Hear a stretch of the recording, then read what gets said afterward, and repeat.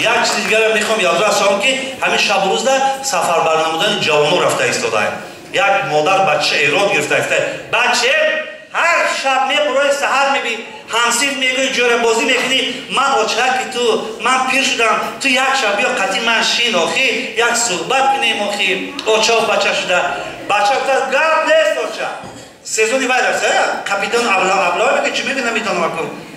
بچه چه گرد نیست 24 دادر آمدم یکم برو گپشون نگیستم نه که همیشه گپشون من میگیرم آچه جان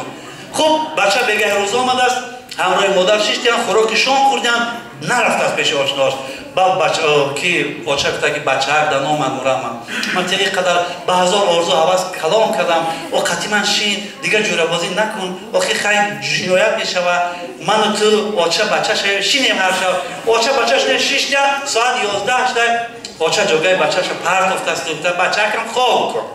خواب کن در ترزه یک کشا یک فیض و برکت رو بین کارکات کشاده میشه بچه هم خواب کرده در ترزه کشاده ساعتهای 4-5 ساعت حقیقتا فیض و برکت آمده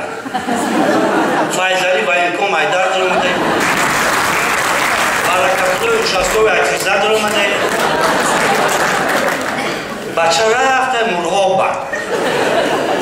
خط نوشته السلام علیکم آچه جانی عزیزی مهربانم به شرافت شما من شهر شما شدم مرغاب مرز تاجیکستان نگاه کسادیم شهر شما شد در دیه نیستم شام در دیه